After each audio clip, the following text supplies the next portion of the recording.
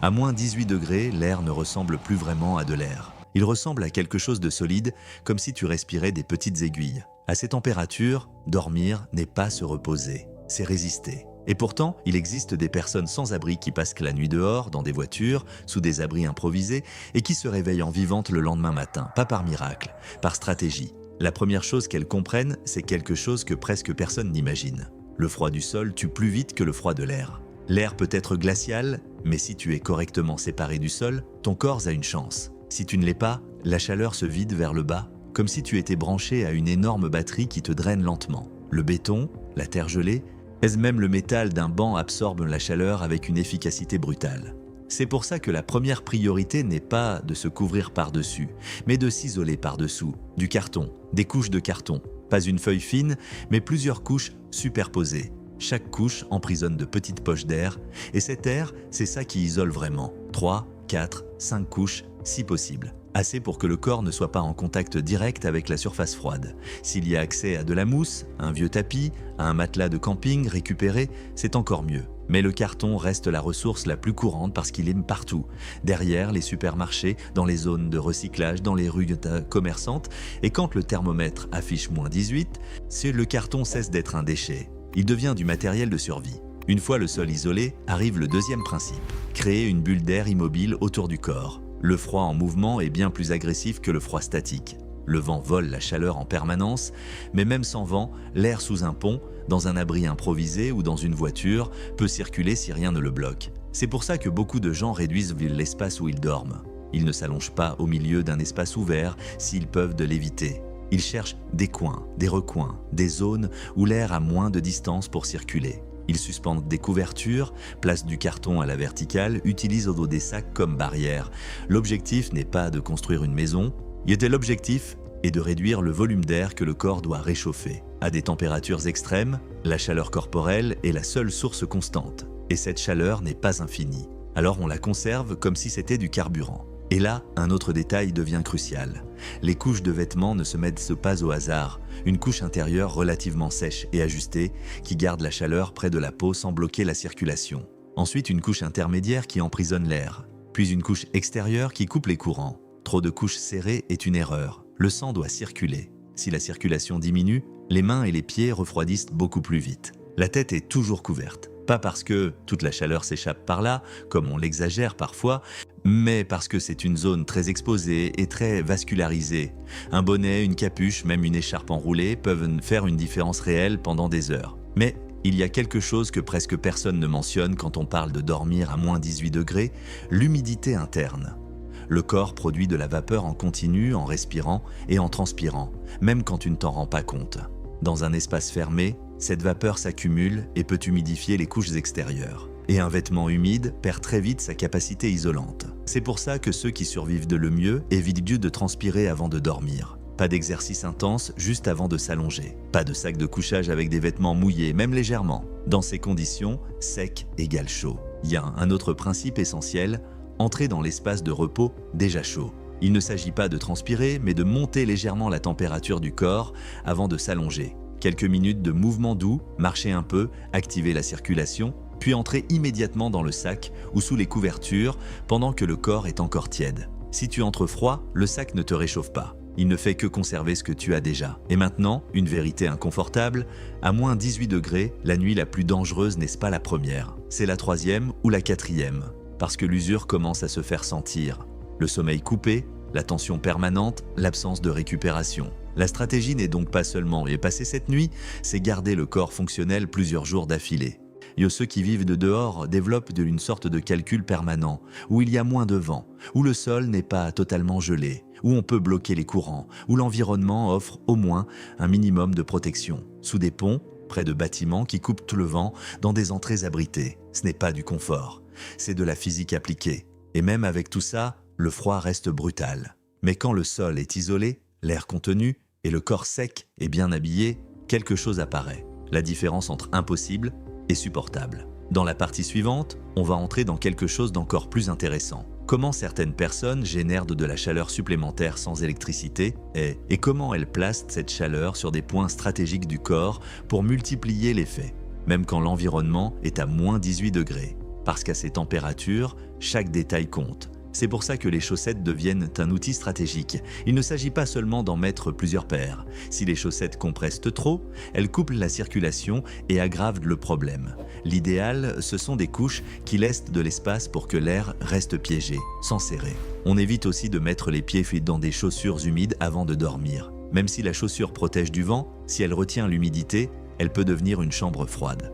Beaucoup préfèrent enlever les chaussures, sécher les pieds autant que possible, puis les glisser directement dans le sac de couchage ou entre les couvertures, là où la chaleur du corps peut vraiment agir. Un autre point clé, c'est la position pour dormir. S'étirer complètement expose une plus grande surface au froid. À des températures extrêmes, la position fétale n'est pas un hasard. Se recroqueviller réduit la surface exposée et rapproche les extrémités du centre du corps, là où la température est plus élevée. C'est un réflexe naturel qui, dans ces conditions, devient une stratégie consciente. Mais il y a quelque chose d'encore plus important que beaucoup de gens ne prennent pas en compte. L'énergie interne. À moins 18 degrés, dormir le ventre vide est un vrai handicap. Le corps a besoin de carburant pour garder le métabolisme actif pendant la nuit. Manger quelque chose d'énergétique avant de se coucher aide à soutenir la production interne de chaleur. Pas besoin que ce soit énorme, mais il faut que ce soit suffisant. Les graisses et les protéines tiennent généralement mieux que les sucres rapides. Une petite poignée de fruits secs, une barre énergétique ou quelque chose de similaire peut faire la différence entre se réveiller en tremblant à 3 heures du matin ou maintenir une température stable jusqu'à l'aube. L'hydratation joue aussi un rôle inattendu. En hiver, on ressent moins la soif, mais le corps continue de perdre de l'eau en respirant. La déshydratation affecte la circulation et une mauvaise circulation accélère le refroidissement des mains et des pieds. Boire de l'eau pendant la journée aide le système à fonctionner plus efficacement pendant la nuit. Maintenant, là, il existe une ligne dangereuse qu'il ne faut jamais franchir. Certaines personnes, désespérées de se réchauffer, utilisent des sources de combustion dans des espaces fermés sans ventilation suffisante. C'est extrêmement dangereux. Le monoxyde de carbone n'a pas d'odeur, ne prévient pas et peut provoquer une perte de conscience sans aucun signal clair. Ceux qui survivent aux hivers les plus sévères comprennent que toute source de feu dans un espace réduit doit être utilisée avec une ventilation minimale, avec une prudence extrême et ne doit jamais rester active pendant le sommeil. La priorité, c'est de conserver la chaleur, pas de créer un danger plus grand que le froid. Au fil des nuits, le corps commence à s'adapter partiellement. Les tremblements deviennent plus efficaces, et l'esprit apprend à reconnaître les premiers signes de refroidissement. Mais cette adaptation n'est pas infinie. L'usure s'accumule. Et là apparaît un facteur moins visible, mais décisif, la vigilance. Les personnes qui survivent le mieux à des températures extrêmes ne dorment pas complètement déconnectées. Elles se réveillent brièvement, ajustent les couches, changent de position, vérifient si leurs sensations, si elles sentent que les tremblements disparaissent trop tôt ou que le corps devient anormalement engourdi. Elles réagissent, parce qu'à moins 18 degrés, le plus grand danger n'est pas d'avoir froid. Le plus grand danger, c'est de ne plus le sentir. Dans la partie suivante, on verra comment elles gèrent l'environnement pendant la journée pour que la nuit ne devienne pas une lutte désespérée. Et comment de petites décisions prises en plein jour déterminent si le corps arrive à l'aube avec assez d'énergie pour recommencer tout le processus. Parce que survivre à une nuit, c'est une chose. Survivre à une semaine entière de froid extrême, c'en est une autre. Survivre à moins 18 degrés ne se décide pas uniquement la nuit. Ça se décide pendant la journée, dans de petits moments qui semblent insignifiants, mais qui, en réalité, construisent ou détruisent de tes chances pour la nuit suivante. Parce que quand une personne sans abri arrive au soir déjà épuisée, déjà humide, déjà à court d'énergie, tout devient une pente dangereuse. Et à des températures extrêmes, une pente signifie un risque. La première chose qu'on apprend, c'est que la chaleur se gère comme de l'argent, on ne la dépense pas d'un coup, on ne la gaspille pas. On l'investit au bon moment et surtout, on la protège. C'est pour ça que pendant la journée, la priorité n'est pas toujours de trouver à manger ou un endroit où s'asseoir. Souvent, la vraie priorité, c'est de sécher. Sécher les vêtements, sécher les chaussettes, sécher les gants, sécher la couche intérieure, parce qu'un vêtement légèrement humide un jour normal est juste désagréable. Mais à moins 18 degrés, c'est un voleur de chaleur permanent. Les personnes qui survivent le mieux cherchent souvent des endroits où il y a de l'air chaud ou au minimum de l'air sec. Bibliothèque, gare, centre communautaire, toilettes publiques avec sèche-main, laverie. Un sèche-main, pour quelqu'un dans la rue, ce n'est pas un luxe, c'est un outil de survie. Il peut redonner de la vie à une paire de chaussettes, sécher une écharpe, et bien empêcher une couche intérieure d'arriver humide au soir. Et s'il n'y a pas de sèche-main, on improvise. On aère les vêtements au soleil, même si le soleil est faible. On les suspend dans un endroit protégé. On change l'ordre des couches pour que l'humidité ne reste pas piégée contre la peau. Tout devient gestion. Le deuxième point de la journée, c'est la recherche de chaleur gratuite. Même en hiver extrême, la ville produit de la chaleur en continu. Elle l'expulse, elle la gaspille, elle la cache. Et les personnes sans abri apprennent à la détecter. Cuisines industrielles, sorties de ventilation, laveries, parkings souterrains, entrées chauffées, couloirs intérieurs. Il ne s'agit pas de s'y installer, il s'agit de recharger le corps. S'asseoir 20 minutes dans un endroit tempéré peut changer le reste de la journée. Et surtout, cela peut éviter que le corps arrive à la nuit déjà en déficit. Parce que le froid ne commence pas à 10 h du soir. Il commence à 6 h quand le soleil disparaît. Et si ton corps est déjà épuisé, la nuit devient une guerre dès la première minute. Et là, un détail qui semble petit a un impact énorme, le vent. Le vent ne refroidit pas seulement, il arrache la chaleur du corps comme s'il la grattait. C'est pour ça que ceux qui survivaient le mieux évitent de les itinéraires ouverts quand ils le peuvent. Ils choisissent des rues avec des bâtiments hauts qui coupent les courants. Ils marchent près des murs. Ils utilisent aussi la ville comme un bouclier. Ce n'est pas de la paranoïa, c'est de la thermodynamique urbaine. Le troisième point de la journée, c'est l'alimentation, mais pas seulement comme manger quelque chose, donc comme planification. À des températures extrêmes, la nourriture devient un outil thermique. Manger quelque chose de dense en calories en fin d'après-midi ou au début de la soirée aide le corps à maintenir sa température pendant le sommeil. C'est pour ça que, quand il y a accès à une soupe populaire ou à une distribution, beaucoup essaient de garder une partie pour plus tard. Ce n'est pas toujours possible. Parfois, la faim est trop forte. Mais celui qui réussit à garder quelque chose s'achète littéralement de la chaleur pour l'aube. Et ici apparaît une autre vérité inconfortable. Le corps ne fonctionne pas de la même manière sous stress constant. Le froid, le manque de sommeil, l'insécurité, tout ça augmente la dépense énergétique. Les gens pensent que si tu ne fais rien, tu ne dépenses pas d'énergie. Mais à moins 18 degrés, le corps dépense de l'énergie même immobile, juste pour rester vivant. Et ça signifie que la faim arrive plus vite. Et l'épuisement aussi. Le quatrième point de la journée, c'est choisir l'endroit où dormir. Et en froid extrême, cette décision peut être plus importante que les vêtements. Dormir dans un endroit exposé au vent, c'est perdre. Dormir sur un sol totalement gelé, c'est perdre. Dormir dans un endroit où on peut te déplacer ou te chasser au milieu de la nuit, c'est perdre aussi.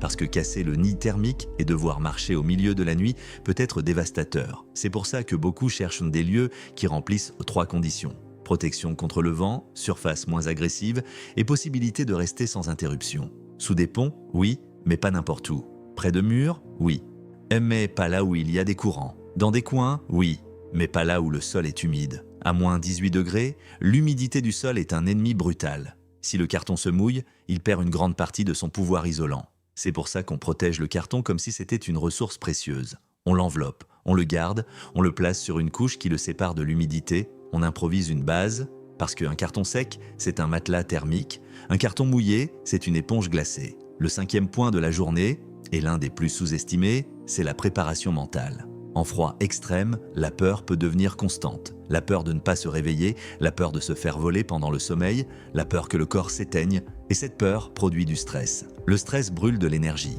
Et quand tu brûles de l'énergie, tu te refroidis. C'est pour ça que beaucoup développent des rituels mentaux, de petites routines pour rester calme. Pas parce que c'est joli, mais parce que c'est fonctionnel. Respiration lente, ordre répété, préparation méticuleuse, tout ce qui réduit l'incertitude réduit la dépense énergétique. Et quand la nuit arrive, le corps entre dans le système déjà prêt, sol isolé, couche sèche, chaleur stockée, repas récent, position compacte, espace réduit. Mais même avec tout ça, moins 18 degrés reste un chiffre brutal. Et il arrive un moment où la stratégie individuelle se heurte à la limite humaine. Ce moment apparaît souvent quand le corps cesse de trembler, quand le sommeil devient trop profond, et quand la personne commence à se sentir étrangement calme, parfois même heureuse, parfois désorientée. Cet état n'est pas un soulagement, c'est un danger. Les personnes sans abri, qui ont connu des hivers durs, apprennent à reconnaître ces signes, pas seulement chez elles, mais aussi chez les autres. Et là apparaît quelque chose dont on parle rarement. En froid extrême, la survie devient collective. On partage des endroits, on partage des couvertures, on partage des avertissements, on alerte quand quelqu'un semble s'éteindre, on recommande un refuge d'urgence, on cherche de l'aide, parce que dans les nuits extrêmes, personne ne devrait être complètement seul. Dans cette dernière partie, on entre dans la zone la plus délicate, ce qui se passe quand le froid atteint son point le plus dangereux et quelles sont les décisions finales que les gens prennent pour survivre. Et pourquoi, à moins 18 degrés, le plus grand risque n'est pas toujours le froid lui-même, mais ce que le froid te fait croire. À moins 18 degrés, le corps ne négocie pas. Il peut s'adapter un peu, résister quelques heures, même supporter plusieurs nuits si les décisions ont été bonnes. Mais il existe un point où la biologie impose sa limite. Et à ce moment-là, la différence entre se réveiller ou non ne dépend plus seulement du carton, ni des couvertures, ni du sac de couchage. Elle dépend de ta capacité à reconnaître quand le froid n'est plus gérable. Le problème, c'est que le froid extrême ne se présente pas toujours comme une douleur intense. Parfois, il se présente sous une forme beaucoup plus traîtresse, le calme. Et quand l'hypothermie commence à s'installer, le corps tremble d'abord. Les tremblements sont un bon signe. Ils signifient que l'organisme essaie de produire de la chaleur. Mais si le froid continue et que l'énergie interne s'épuise, les tremblements peuvent diminuer. La personne peut commencer à se sentir étrangement somnolente, désorientée, parfois même euphorique. Cette fausse sensation de « ça va mieux » est le piège le plus dangereux. Les personnes sans abri qui ont traversé des hivers durs apprennent à identifier cette transition. Si quelqu'un ne répond plus clairement, si sa parole devient lente, s'il semble confus sans raison, ce n'est pas juste de la fatigue. Ça peut être le début de quelque chose de grave. Et à moins 18 degrés, le temps de réaction se réduit. C'est pour ça que, quand le froid atteint un niveau réellement extrême, la décision la plus difficile peut être de quitter l'endroit où tu es déjà installé. Briser le nid thermique, bouger, chercher de l'aide. C'est une décision dure, parce que bouger en pleine nuit signifie s'exposer au vent, perdre la chaleur accumulée et dépenser une énergie qui n'est peut-être plus disponible. Mais il y a des nuits où rester est pire que sortir. Et là, entre les refuges d'urgence. Dans beaucoup de villes, des protocoles spéciaux sont activés quand la température tombe à des niveaux dangereux. Des gymnases, des églises, des centres communautaires qui ne servent pas normalement d'abri ouvrent temporairement. L'accès n'est pas toujours simple. Parfois, il y a de longues files, parfois il y a des règles strictes, parfois l'ambiance n'est pas agréable. Mais quand le thermomètre indique moins 18, la priorité change. Le confort ne compte plus. La seule chose qui compte, c'est de maintenir la température du corps dans une zone sûre. Certaines personnes évitent les refuges à cause de mauvaises expériences. Conflits, bruit, manque d'intimité, c'est compréhensible. Mais ceux qui survivent aux hivers vraiment sévères ont souvent une règle claire. Si la température passe un certain seuil, le refuge cesse d'être une option désagréable et devient une ressource vitale. Une autre décision critique, c'est de ne pas dormir complètement isolé quand le froid est extrême. Dans les nuits les plus dures, beaucoup se regroupent, même en gardant une distance de sécurité. Pas pour discuter, pas pour se tenir compagnie, mais pour une chose, la surveillance mutuelle. Et si quelqu'un commence à montrer des signes d'hypothermie, un autre peut le remarquer. Un mouvement étrange, un silence trop long, une posture qui ne change pas pendant des heures. Cette vigilance peut sauver des vies, parce que le froid, quand il éteint quelqu'un, le fait en silence. Il existe aussi un calcul de risque concernant le feu.